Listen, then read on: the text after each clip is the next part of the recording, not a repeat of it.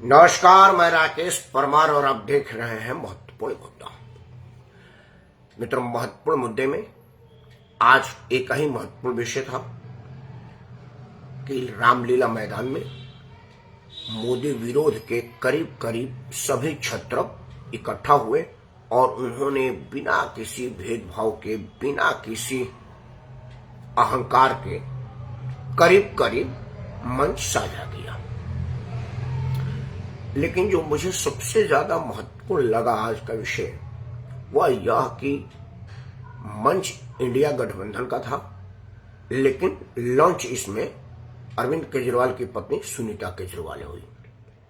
जिस तरह से सुनीता केजरीवाल भाषण दे रही थी, देखिए, अरविंद केजरीवाल के राजनीति से मैं बेशक इंतफाक ना रखूं, लेकिन जो इमोशन सुनीता केजरीवाल में था, मैं अब तक चिंतित हूं कि राजनीति में अरविंद से पहले सुनीता क्यों नहीं है। क्योंकि जिस तरह की ड्रामा भारत के राजनीति में चलता है, सुनीता केजरीवाल में वो सब कूट कूट करके भरा हुआ है।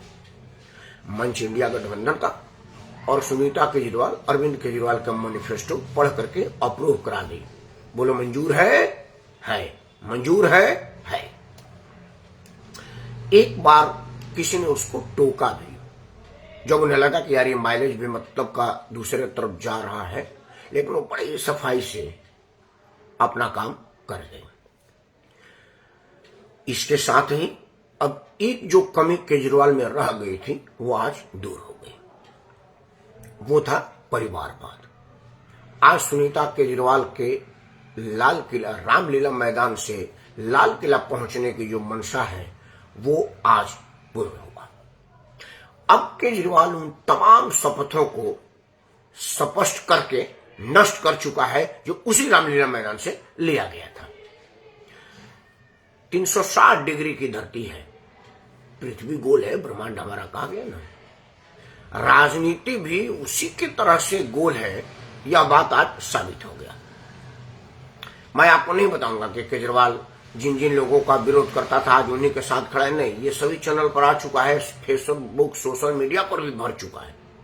तो मैं भी उस पर कहूं ऐसा मैं हूं नहीं, क्योंकि आपको पता है कि मैं अपने इस चैनल पर उन्हीं विषयों पर विश्लेषण दिखाता, बताता, सुनाता हूं जो और चैनलों पर नहीं होता है या होने नहीं दिया जाता है। अब दो बातें, अब मुझे कुछ लगने लगा है कि अरविंद केजरीवाल गिरफ्तार हुआ है या गिरफ्तार करवाया है। वह इसलिए कि एक बात आज स्पष्ट हो गया। अब मुझे लग रहा है कि दो बातें होंगी, या तो अरविंद केजरीवाल दिल्ली की गद्दी सुनीता को दे देगा और अपने राष्ट्रीय कन्वीनर होने के नाते पूरे देश भर में आम आदमी पार्टी का प्रचार करेगा। प्रचार अब करने की उसको जरूरत नहीं है, क्योंकि रोज रोज चैनलों पर अब केजरीवाल आ रहा है और पूरे देश में केजरीवाल का मैनिफेस्टो आज लॉन्च होगा। वही दिल्ली वाला मॉडल सब कुछ मुफ्त में देंगे, मुफ्त में बिजली, शिक्षा, पानी, वो सब कुछ देंगे और हमारा देश मुफ्तखोरी के आगे नतमस्तक दाऊद इब्राहिम को वोट दे देगा। वो केजरीवाल इस बात को जानता है। तो इन सब बातों से आपको क्या शिक्षा मिला, आपको क्या सबक लेना चाहिए, और हम सब किस विषय पर बात करें, दो चार बातें इसी पर कहूंगा जितनी मेरी बुद्धि समझ होगी। देखिए, विपक्ष के लोग क्या कहे वो महत्वपूर्ण नहीं है, क्योंकि आज एक ही लबोलबाब था विपक्षी लोगों पर छापेमारी। मैं सिर्फ एक बात कह करके इसको बंद करूंगा, मतलब विपक्षी छापेमारी पर, कि मुझे ठीक याद है कि भारत की सबसे ऊंची न्याय व्यवस्था जो है सर्वोच्च न्यायालय, देश की सबसे प्रतिष्ठित जांच एजेंसी केंद्रीय जांच bureau, central bureau of investigation मतलब सीबीआई को पिंजड़े में बंद तोता कहा था, और वो साल 2014 से पहले का था। आप सबको याद है कि 2014 के बाद नरेंद्र मोदी प्रधानमंत्री बने 26 मई 2014। तो ये घटना 26 मई 2014 से पहले का है, जब सीबीआई को तोता कहा गया था। मतलब सीबीआई का गलत इस्तेमाल पहले हो रहा था, तभी तो न्यायालय को यह कहना पड़ा।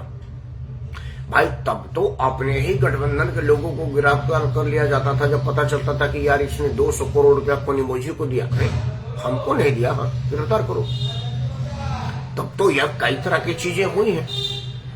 लोगों को गिरफ्तार करके छलुआ कर देना, नहीं समझे भोजपुरी है, मतलब ऑपरेशन कर देना, नसबंदी कर देना, नामर्द बना देना, इस देश में झेला है, देखा है। तो अब उससे ज्यादा विभत्स स्थिति तो होगी नहीं, क्योंकि उसका सोशल मीडिया नहीं था, इसलिए वो वीडियो आर्काइव में नहीं होगा। लेकिन बहुत सारे लोग हैं अभी जीवित है, और कुछ लोग तो उस मंच पर भी थे जहां पर यह व्यवस्था हो रही थी। अब यह देखने में कितना आंखों को आश्चर्य लग रहा होगा कि सोनिया गांधी के बगल में सुनीता बैठी थी। समाचारों पे आ रहा है, भाजपा कह रही कि ये विधवा विलाप की मंडली है और सारे पति पीड़ित पत्नियां हैं जिनके अपने अपने पति किसी न किसी कारण से गिरफ्तार हुए हैं। शिबू सोरेन की बहू, हेमंत सोरेन की पत्नी, केजरीवाल की पत्नी, ये सब लोग वहां पर बैठने होने की वजह से लोगों ने कहा मैं उधर नहीं जाऊंगा, सब लोगों को पता है। मेरा विषय है कि हम क्या करें भाई। हमको कोई आता है, सब जवाब दिखाता है, और हम एक बने बनाए स्थिर सरकार को छोड़ करके उसके साथ चल देते हैं, और पता चलता है कि ये तो पहले वाले से भी खराब है। जैसे केजरीवाल के मामले में हुआ, केजरीवाल ने जो भाषण दिया था, संजय सिंह का वो भाषण आज टीवी पे चल रहा था कि उत्तर से चलिए फारूक अब्दुल्ला, उमर अब्दुल्ला, मोहम्मद मोदी, मुफ्ती मोदी, उसके बाद महाराष्ट्र में आइए, ये करके वो पश्चिम बंगाल तक गिरा दिया। मतलब एक छोर से दूसरे छोर के परिवारवाद की चर्चा कर दिया। आज अरविंद केजरीवाल की पत्नी परिवारवाद की प्रतीक नहीं थी, उसका कोई और रूप दिया जाएगा, या संजय या केजरीवाल नहीं बताया।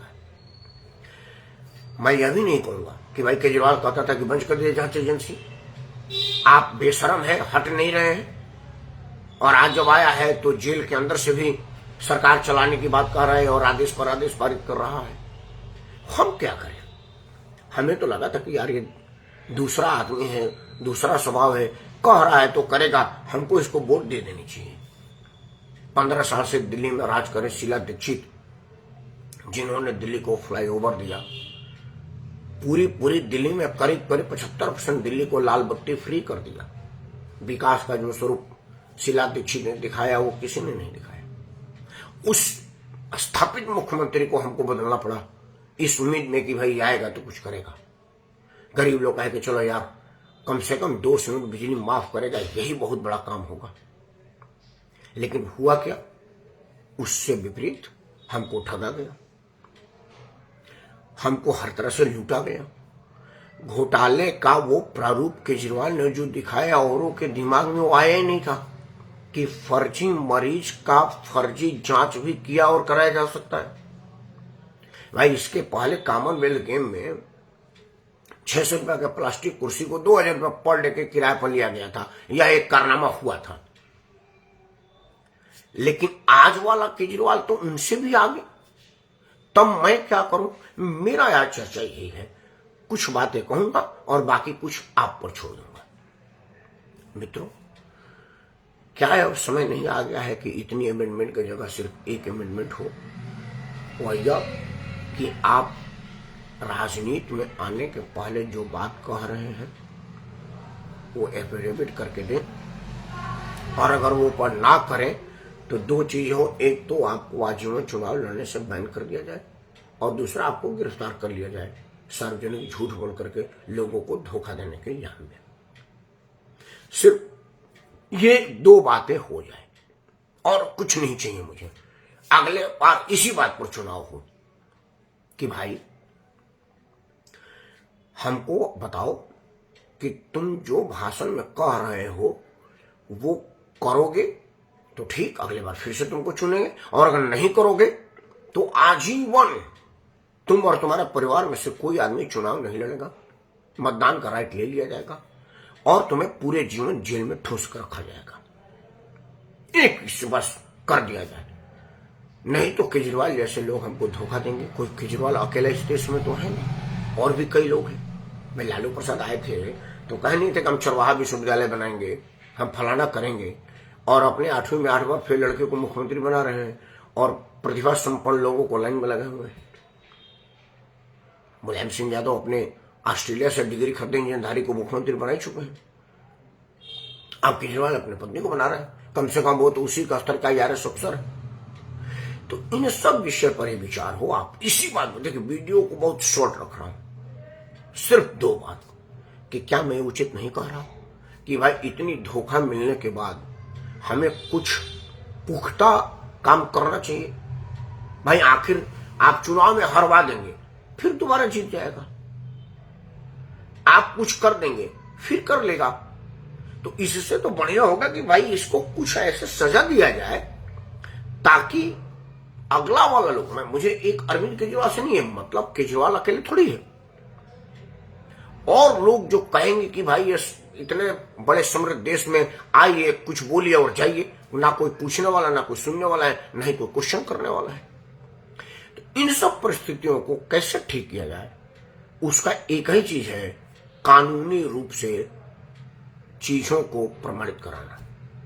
जैसे आप घोषणा पत्र जारी कर रहे हैं, वह घोषणा पत्र स्वतः में एफिडेविट हो, या आप में एफिडेविट है। कैसे केजरीवाल ने कहा था कि मैंने ये करने के लिए हमने मापदंड बना लिया है, 33% बालू वाला कमीशन जा रहा है, अगर 33% लेंगे तो इतना करोड़ रुपया होगा, तो बच जाएगा और हमको पैसा सरप्लस हो जाएगा। और जब पंजाब में सरकार बन गई तो मोदी कहा कि इतना रुपया दे दीजिए, पंजाब में करना है। उसको करने नहीं लिखा था कि हम केंद्र से मांगेगा, केंद्र ने नहीं दिया तो कहा कि केंद्र पैसा नहीं दे रहा है।